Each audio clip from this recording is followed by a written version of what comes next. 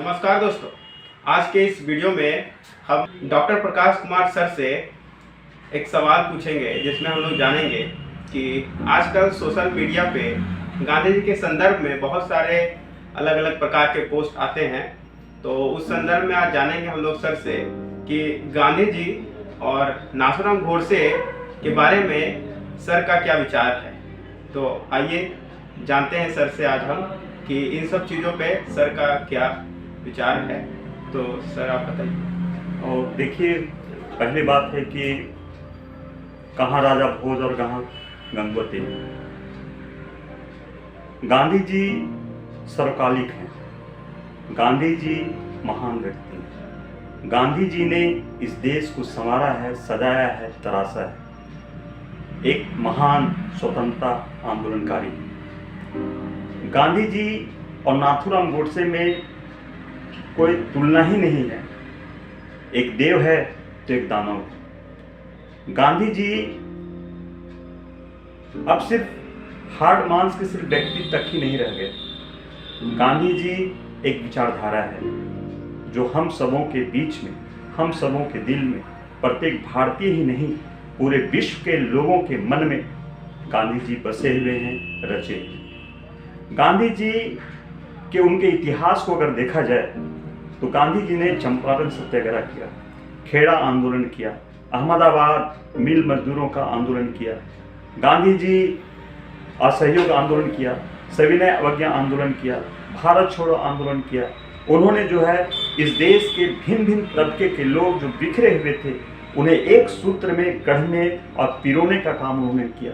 जनजातीय समाज हो, किसान हो, महिला हो, हरिजन समुदाय हो, पूंजीपति वर्ग हो, सभी लोगों को एक सूत्र में उन्होंने पिरोया और पिरो करके इस देश के स्वतंत्रता के लिए ब्रिटिशों के विरुद्ध में एक मजबूत सशक्त गठबंधन उन्होंने जन्म दिया।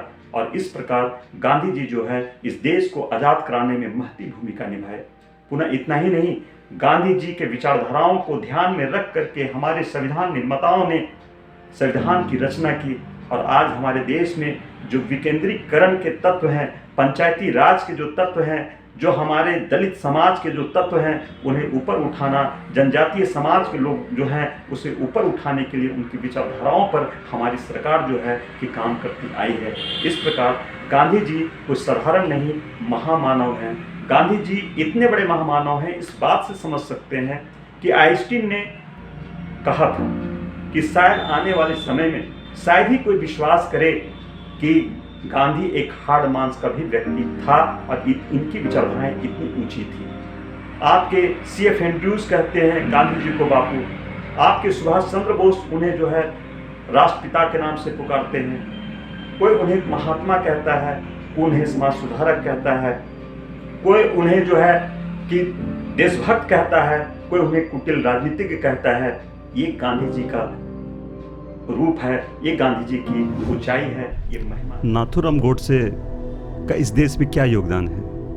मैं तमाम इतिहासकार, तमाम हमारे देशवासियों से हम पूछना चाहते हैं। गांधी जी की हत्या करके स्वयं को महिमा मंडित करना ही उसका एक उद्देश्य रहा। महामानव का एक दानव ने हत्या किया और उसकी इस देश में कहीं भी एक छोटा सा भी कहीं योगदान हो तो हमें आप बताएं। गांधी जी एक देवता थे। उन्होंने अपने जीवन को होम कर दिया। उन्होंने लंगोट पर पूरी राजनीति उन्होंने तय की। सोचिए उनके कितने महान विचार थे।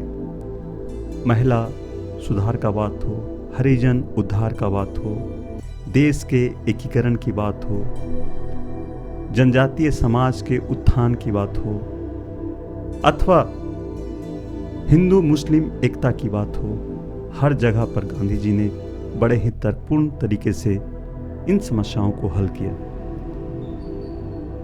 जहां पर विश्व में कार्ल मार्क्स ने हिंसा का मार्ग के माध्यम से सत्ता को अख्तियार करने की बात करता है, उच्च वर्ग और निम्न वर्ग में संघर्ष की बात करता है, वर्ग संघर्ष की बात करता है, वहीं पर गांधी जी ट्रस्टीशिप सिद्धांत देकर के वर्ग समन्वय की बात करते हैं। ये महानता थी गांधी जी को समझना जो है बहुत ही महत्वपूर्ण है, सर्वकालिक हैं और हमेशा ये प्रासंगिक रहेंगे जब तक ये दुनिया रहेगा। ये गांधी जी की महत्ता है।